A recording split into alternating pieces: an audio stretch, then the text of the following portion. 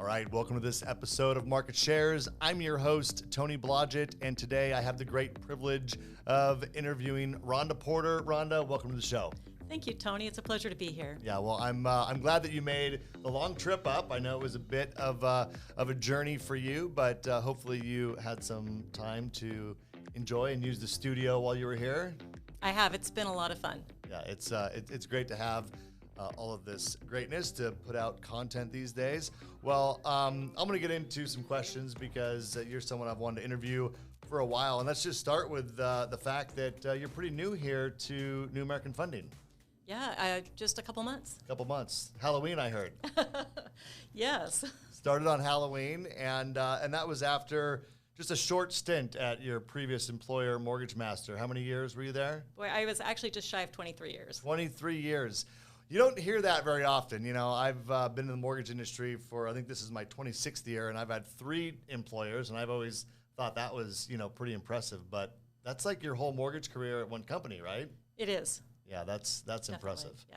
So what do you think, obviously, Mortgage Master recently shut down, and we were able to have the majority of the employees there come over and join us here at NAF, and it was a great opportunity for us, to partner together and do that. But what do you think lends to a company having that sort of a culture where their employees, because you have a lot of employees that have been there for a long time. Right.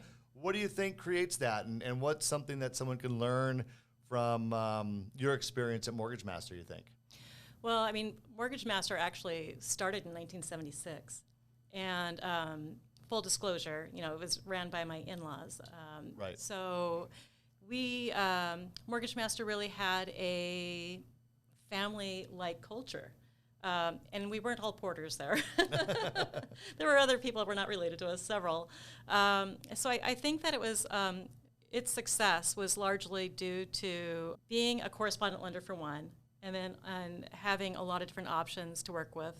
And then also that it was just very much a family ran and operated business. Yeah.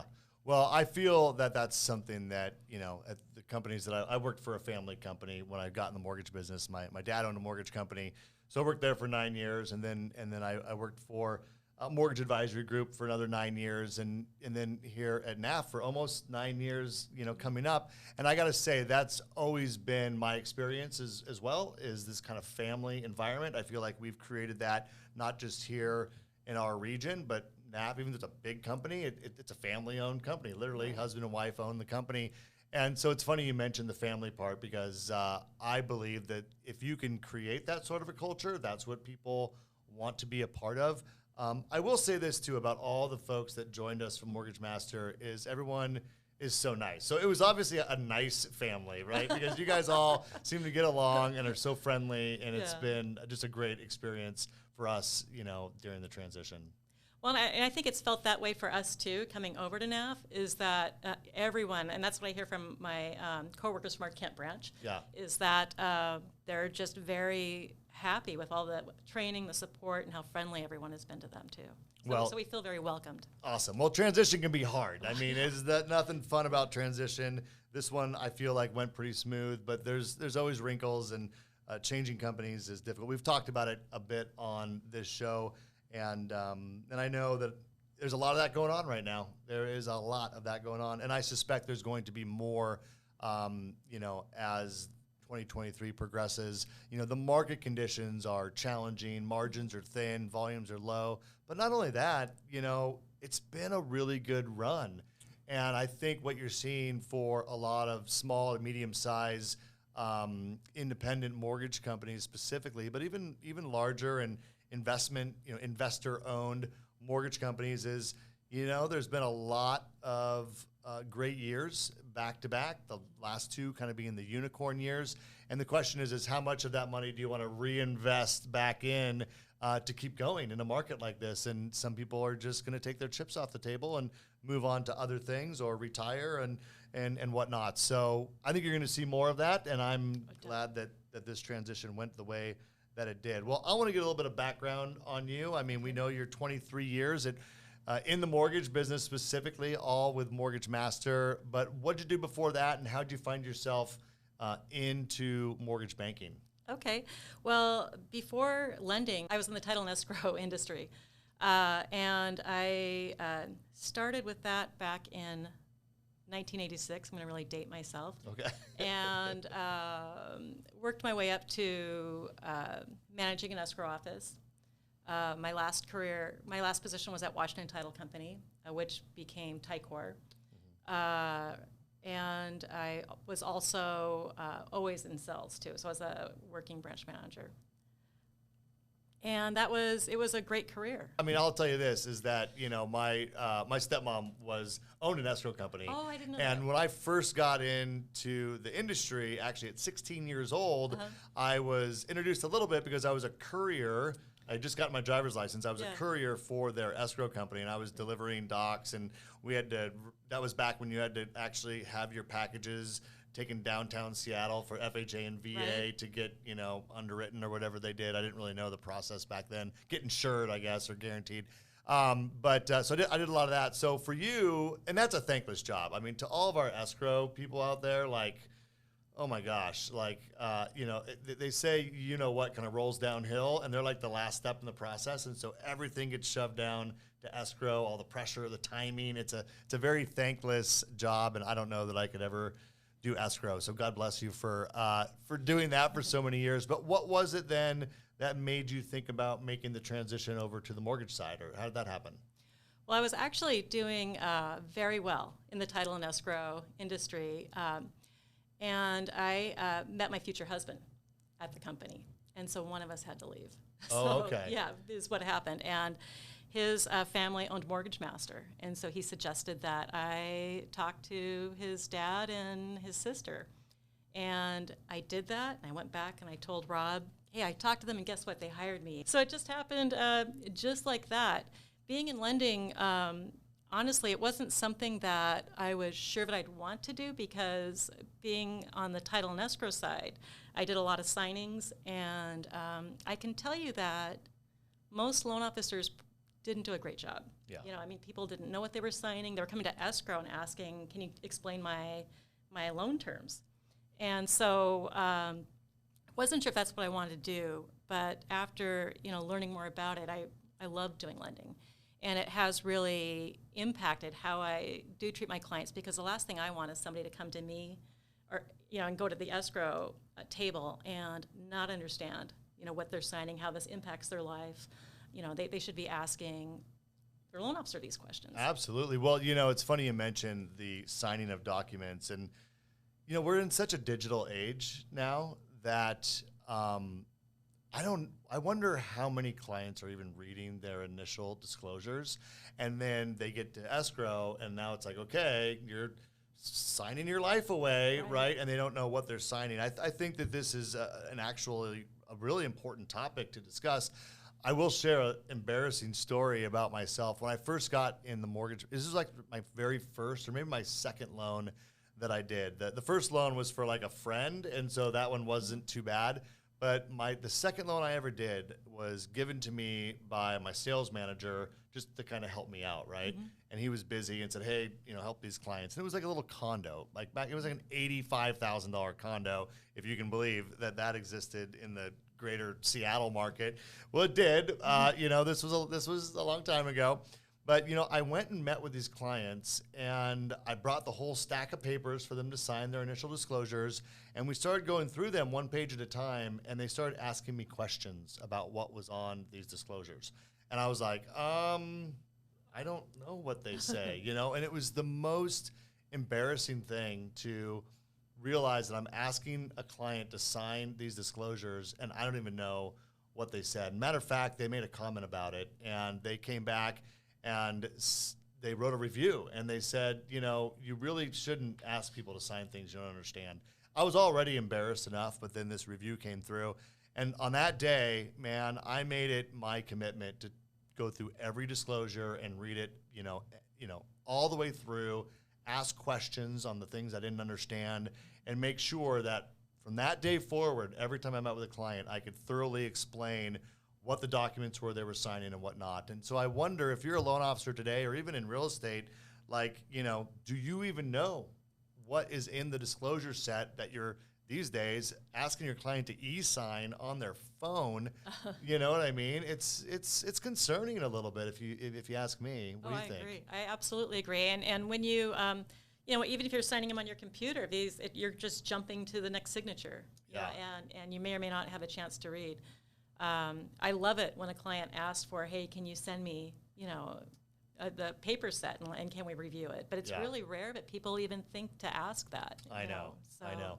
Well, I think that there are things we can do. Knowing what's in there, I think we can let people know that, hey, we're going to send you these disclosures. Take your time to read them. A few things, maybe point out to them a few of the key things that they are agreeing to in those disclosures, or certain pages that you can point out. I do think this is also where, a tool like Mortgage Coach or some other way in which you can present a borrower's data to them so they know exactly what the terms are that you're offering them and what they should expect when they get to closing is important, because you can kind of augment the standard sets of disclosures with additional information. But, it is interesting where we've gone, and now we're going to completely digital closings as well. Yeah. I mean, the convenience is nice, but I don't know. It's a lot of information to soak in when you're just hitting next on your computer. And Mortgage Coach is great. And I also followed your advice. I watched your recent video about not just sending your client to do the application. Oh, yeah. Yeah, so I had one of my former pre-approvals from Mortgage Masters getting ready to jump in and just talked to them today. And I said, I was like this close to saying, well, here's the application. We can just refill it. And nope, I got to talk to them, meet with them. How'd that go? They're excited to do that. And I am too, because even though we've already had an application together, I still really want that conversation with them. Yeah. Know what's changed in the last year for them, and to have that chance to really explain more of the process and everything. Yeah. So. Well, I appreciate you saying that. I'm glad you watched the video. To me, I'm really passionate about that conversation. If you didn't watch that episode, go back and watch it. It's a little bit longer. And I think I actually had quite a few people reach out to me after that episode and either say, do you really think people aren't doing this? Or, oh my gosh, thanks for the reminder. I used to do this and I don't do it anymore, But I think that it's really important and a great opportunity to go deep with your clients. So I'm glad you did that. I've had a lot of really top producers who told me that when they slowed down and instead of just sending their borrowers fill out the application, they took the time to have that conversation. Their conversion goes up significantly. Their relationship with their client, goes way up. It's just so much better of an opportunity. So thanks for the shout out on that. Well, very cool. So that's how you got in the mortgage business. So talk to me a little bit about how you got going then. So we have a lot of people that watch this that I know are newer loan officers, and this was obviously some time ago, but you completely switched careers. Right. So what did you do? How did you make yourself known in the marketplace? Maybe talk a little bit about those first couple of years in mortgage. You bet. I was really lucky because coming as someone that used to call on realtors in the title industry, I already had that connection. And so, but I was starting in 2000, and I think rates were 7% roughly. 7.5, yeah, 7.5, yeah. But I didn't care. I'm new, and I was fortunate that I had a loyal base, but I called on them. I was active, and I continued to do that. And also, I was always very database oriented, always have been, even in the title industry. And so I knew I had to create that with my clients too, and to ask for referrals. And just being very service oriented, it really helped. Yeah. So you have to stay in contact. You can't just let people close and then forget about them. I've always had a viewpoint that I am their mortgage advisor, someone that they're going to come to, even if they have a question about their credit down the road, or maybe it's real estate or something that has nothing to do with a mortgage. I'm honored when they come to me. Yeah. So. No, I feel the same way. I don't even originate loans today, but when someone reaches out just for advice about a rental property, or like you said, their credit, or their kids looking to get ready to purchase, I love it when people think mortgage, they think of me, right? That means you've done a great job of letting people know that anything mortgage related, whether whether you need a loan or not, like I'm your person. Like that's something that we need to continually message out to our database. So good job on doing that. Well, let's talk a little bit about how it's at today then. So I know I'm not out in the field, working with realtors or financial planners, but I have to imagine that it's different now after COVID, right? I mean, how do you, and you were in title before this, escrow. So how do you find it is today? How are you staying in touch with your referral partners? What's a sales call look like for you today? It's very different today. And the timing of coming to New American Funding has really helped me because, the previous 2 years, as we've referred to, are unicorn years. And a lot of us didn't make sales calls or do the things we were supposed to do. Myself included, I was very guilty of that. I still had my real estate agent partners that I worked with, but, as far as trying to get new relationships or anything like that, I really didn't focus on that. So now that, I'm here at New American Funding, we have all these, for me, new things to share that I'm very excited about. It is a great reason to just reach out and call agents.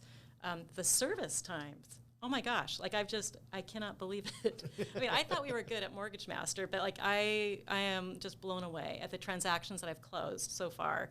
And to be able to call up my agents and say, hey, look, this is how it's gone so far for me.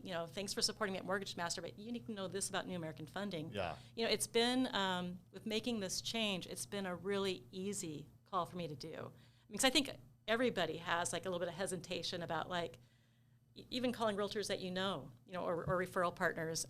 But this really makes it easy. Yeah. To do. I call it the NAF lift, and this isn't intended to be an infomercial for New American Funding. I'm just for you. No, I know. It's like you're making this. That's not the goal. That's not the goal. I promise. But but look, the reality is whether it's New American Funding or another company that you chose to go to because you like the tools and resources.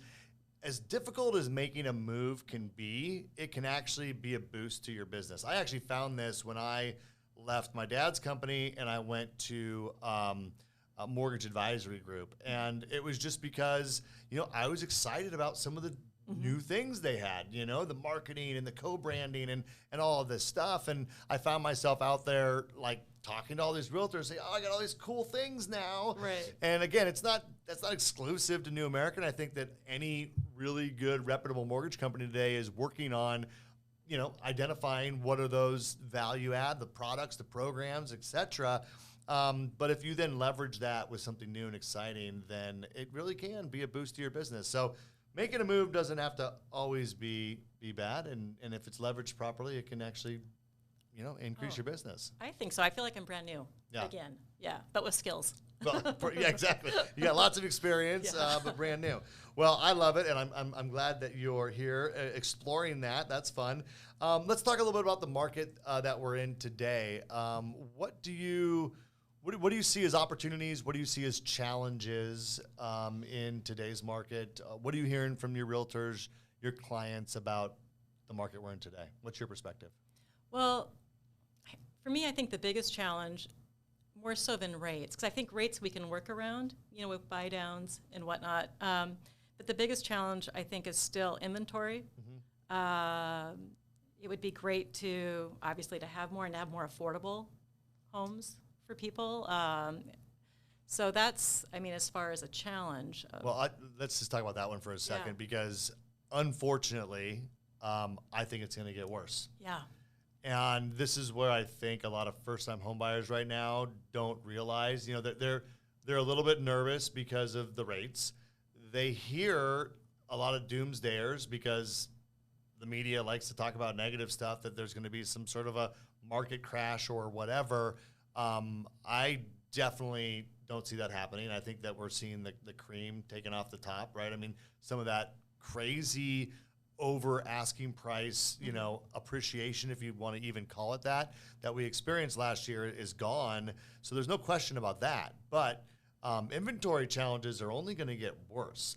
Builders have pulled back a little bit. I think they'll loosen up and start building more homes, but we have a deficit of housing in the United States, and some markets are worse than others, but it's everywhere, and it's not going to change. And I'll promise you this, that interest rates just like inflation, will come back down. Mm-hmm.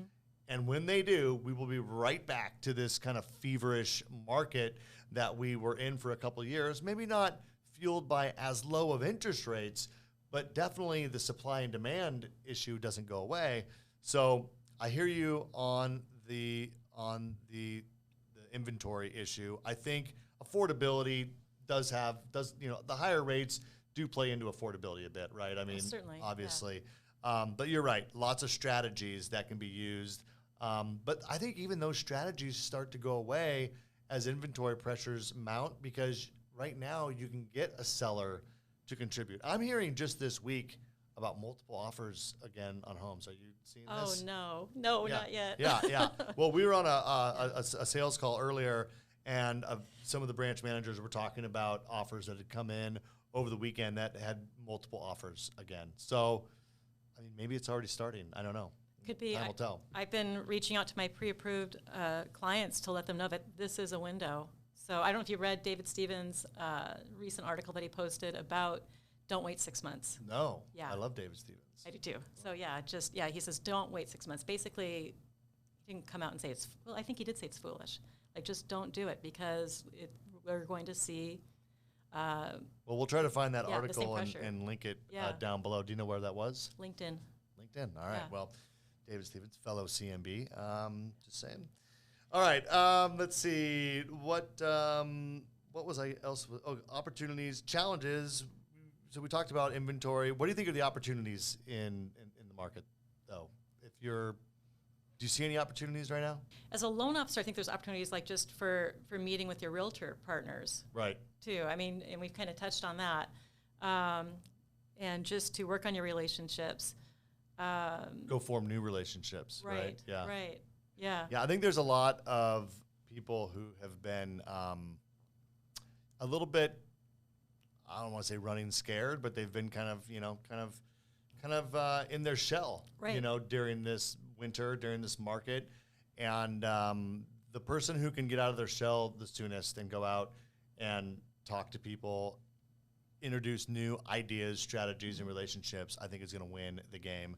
So, yeah, no, absolutely. I would agree with that being a huge opportunity. When it comes to meeting new agents, do you have kind of a go-to strategy on how to meet new agents that you've never worked with in the past?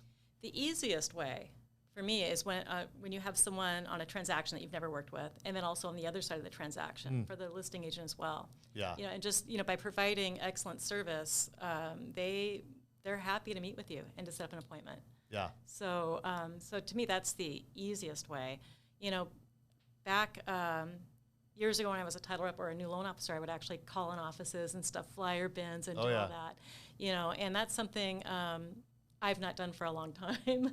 And so it is for me, it's been on the transactions I've been involved with, and even going back to past transactions and saying, hey, remember me? Yeah. So, and getting those appointments scheduled. Yeah. Well, I think if you can come out with something, people like ideas, people like strategies, people like this idea of, we're seeing more and more contingent offers right now. So how can you provide solutions so your borrower doesn't have to stay contingent, right? Buyer accepted is one way, finding other creative financing ways that allow them to pay down their balance once they sell their home and so on and so forth. I mean, there's lots of things that you can do. So I think that, if you're not reaching out to the listing agent on every transaction you do, at least to introduce yourself day one, be an advocate for the buyer, follow up during the transaction, see if they have, any questions, keep them updated along the way. And then, of course, once it's closed and you did a great job, take them out for coffee, get to know them a little bit more. I mean, that's a huge opportunity.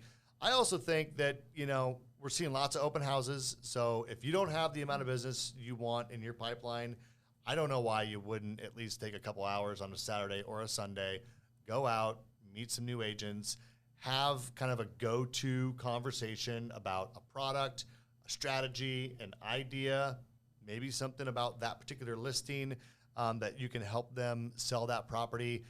This isn't like rocket science, we just have to be intentional about it and find ways of making those connections. Because I'll tell you this, that it is going to get better. It's been a tough market. It's going to get better, but it's not going to be easy. Right. It's just not going to be easy. And the days of, being able to be in the mortgage industry and just know that, hey, a deal is going to come from somewhere. I don't know where it's going to come from, but I'll get one. Those days are over. We got to really work. And I'm glad that you're on board and have looked at all of the things that are available today and said, hey, I'm going to go out and make sure that I'm sharing this with people. You're going to do just fine in a market like this. And, if you're watching this episode and you do not have the same level of inspiration that Rhonda does right now, I think you need to find it one way or another, because that's what it's going to take to go out and succeed in this market. So any final thoughts that you want to share? No, I totally agree. Yeah. Totally agree. Yeah, you've got to have passion for this job, and especially in this market or any market. Yeah. So this one critical. more than most. Yeah. You gotta have passion. Yep. I love that, and passion will get you through, right? And passion, when you truly are excited about something, like, people can tell. Like, it exudes from you. It's not just the words that you say. People feel the energy. That's true passion. And so, yeah, if you don't have it, find it. Right. If you don't find it here, if you don't find it now, I don't know what to tell you. It's going to be a rough year. Well, with that, you guys, thanks for always taking the time to tune in, watch Market Shares. I'm sure that you're all subscribers, so thank you. And if you're not, subscribe, or at least tell a friend in the industry about it. We talk about fun stuff here. We meet interesting people like Rhonda. So Rhonda, thanks for your time today. Oh, thank you so much, Tony. It's been a great conversation. I'm glad to have you here and looking forward to your continued success. And to all of you, thank you for your time and attention, and take care. Bye for now.